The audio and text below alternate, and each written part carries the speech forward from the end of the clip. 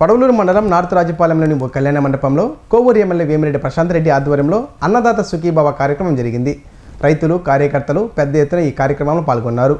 ఈ సందర్భంగా కోవూరు నియోజకవర్గంలో రైతుల సంక్షేమం కోసం ప్రభుత్వం చేపట్టిన పథకాలను ఎమ్మెల్యే వివరించారు. కూటమి ప్రభుత్వం రైతు ప్రభుత్వమని, రైతుల ఖాతాల్లో 1,100 కోట్ల రూపాయలు జమ కానున్నాయని ఆమె స్పష్టం చేశారు. అనంతరం ఎమ్మెల్సీ బేదా రవిచంద్ర మాట్లాడుతూ రైతుల అభివృద్ధి రాష్ట్ర అభివృద్ధికి పునాది అని, అన్నదాత సుఖీభవ వంటి పథకాలు రైతు భారం తగ్గించేందుకు కీలకమని తెలిపారు. రైతు సమస్యలు ఏవైనా ఉన్నా తక్షణమే పరిష్కరించేందుకు ప్రభుత్వం కట్టుబడి ఉందని స్పష్టం చేశారు. ఈ కార్యక్రమంలో కోవూరు నియోజకవర్గ నాయకులు, అధికారులు, కార్యవర్గ సభ్యులు పాల్గొన్నారు.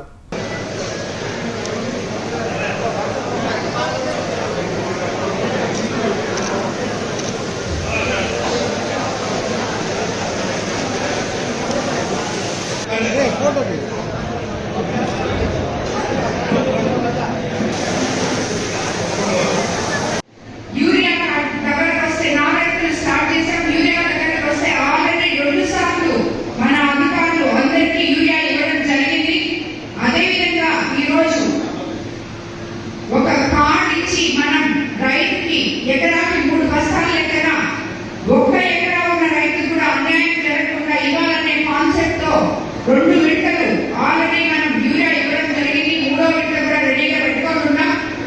అదేవిధంగా గత రబీ సీజన్ లో మీరు చూశారు, 24 గంటల్లో అమ్మాయిలతో సహా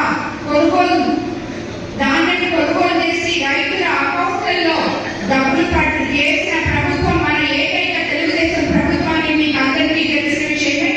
అదేవిధంగా రాబోయే రోజుల్లో కూడా రెండోసారి మనం కొంచెం ఇబ్బంది పడ్డాం. రాబోయే రోజుల్లో ప్రభుత్వంతో మాట్లాడి బఫర్ జోన్ కొంచెం పెట్టుకొని మనకి రైతులకి ప్రత్యేకంగా మన నెల్లూరు జిల్లా వాతావరణం సంగతి చెప్పి మన పద్ధతులు చెప్పి మేము అందరికన్నా ముందుగా ధాన్యం పండిస్తాము కాబట్టి కొనుగోలు కేంద్రాలు ముందుగా కొంచెం ఓపెన్ చేయాలని చెప్పి కూడా మినిస్టర్ గారికి మనం తెలపడం జరిగింది.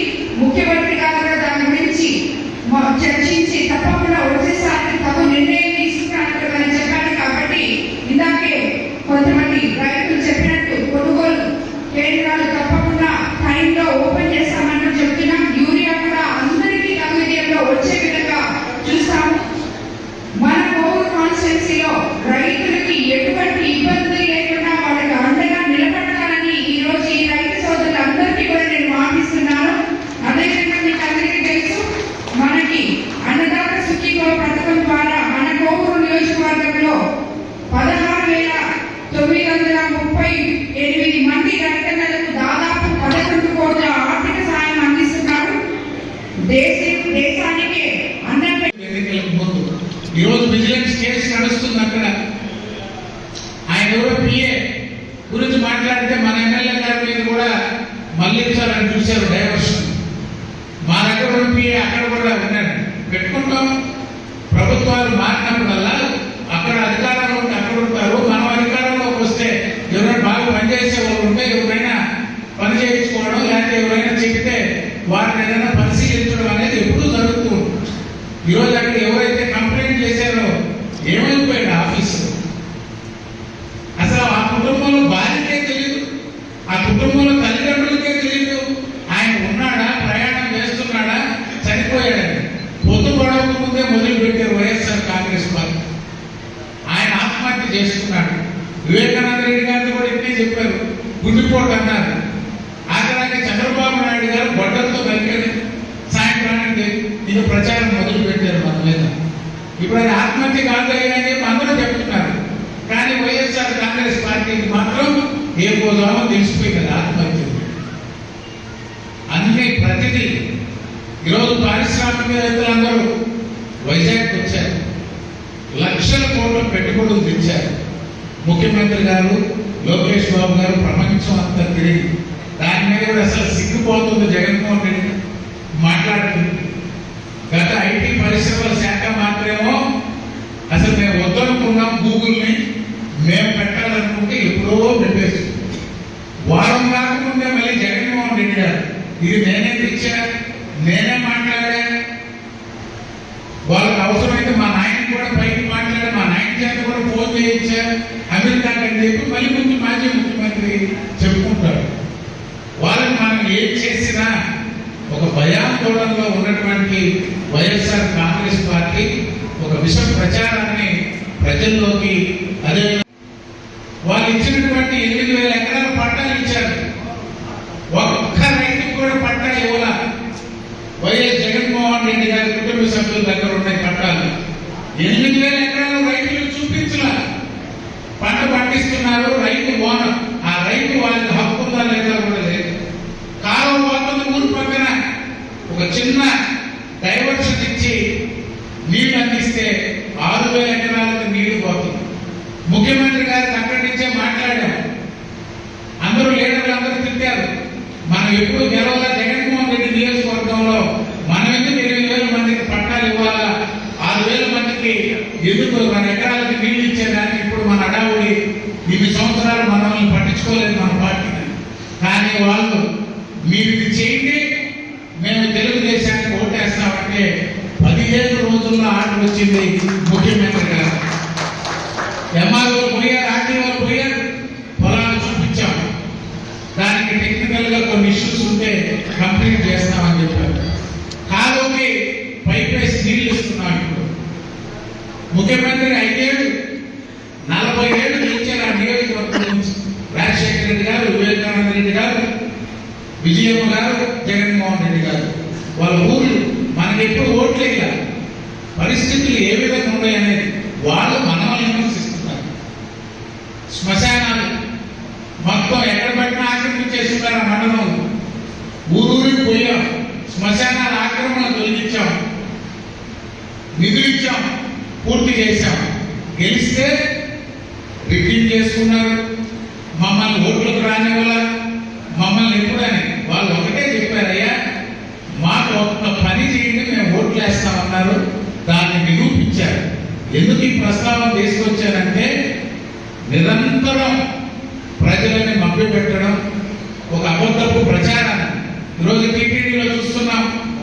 గతంలో ఏం మాట్లాడారు, పింక్ డైమండ్ చూసినా, వివేకానంద రెడ్డి గారి హత్య చూసినా, ఎవరు కూడా ఉత్తర కాలం నుంచే పోవాలా, ప్రభుత్వం నిదానంగా డబ్బులు ఇచ్చినా మీరు పనులు చేయాలని కోరితే ప్రభుత్వం ఎప్పుడు నిధులిస్తుందనేది ఆలోచన లేకుండా ఈ రోజు ఉత్తర కాలంలో పనులు పూర్తి చేస్తున్నారు.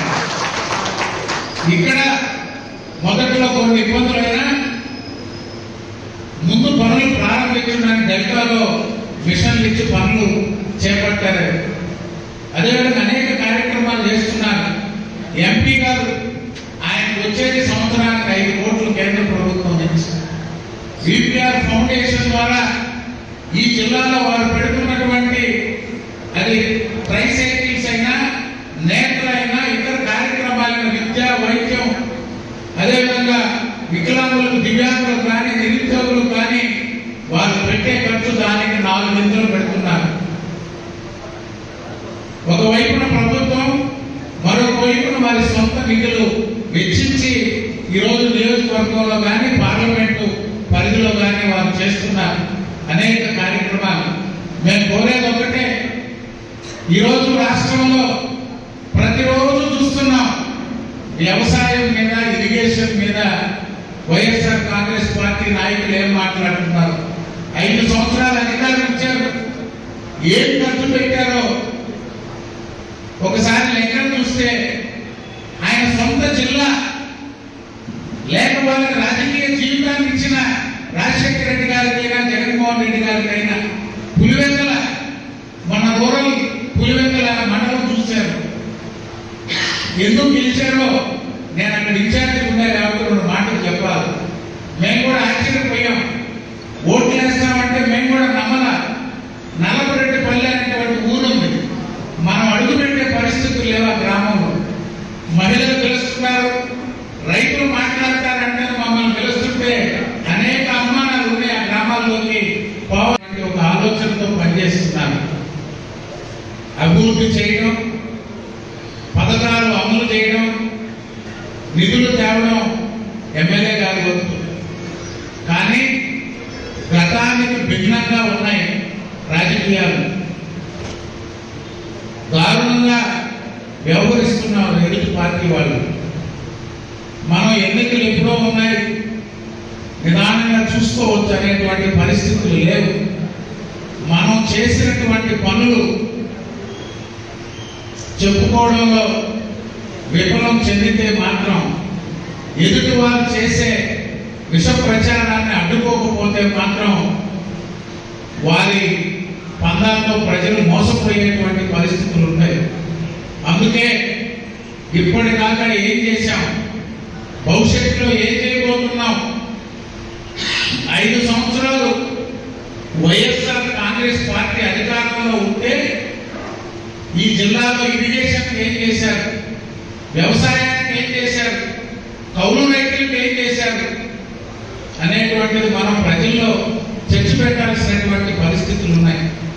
5 సంవత్సరాలు వైఎస్ఆర్ కాంగ్రెస్ పార్టీకి సంపూర్ణ అధికారం ఇచ్చారు మన రాష్ట్రంలో, ఈ జిల్లాలో. ఒక్క పనైనా పూర్తి చేశారా? ఒక్క పనైనా ఈ జిల్లాలో ఏ ప్రాజెక్ట్ అయినా, అది సోమశిల అయినా, తెలుగుగంగ అయినా, లేదా డెల్టా అయినా, కావిలి కాలువ అయినా, ఉత్తర కాలువ అయినా, దక్షిణ కాలువ అయినా, తెలుగుగంగ అయినా, ఒక్క పని పూర్తి చేసినటువంటి పరిస్థితి లేదు. ఈ జిల్లాకు 3 సంవత్సరాలు ఇరిగేషన్ శాఖ మంత్రి ఉన్నారు అనిల్ కుమార్ యాదవ్ గారు. మనం తెచ్చిన ఫారెస్ట్ పర్మిషన్లు కూడా చిన్న అమౌంట్ కట్టలేక 5 సంవత్సరాలు మళ్ళీ మనకు ఇచ్చిపోయారు. ఫారెస్ట్ క్లియరెన్స్ పూర్తి చేసే బాధ్యత. విగ్రహాలు మాత్రం పెట్టుకున్నారు. ఓపెనింగ్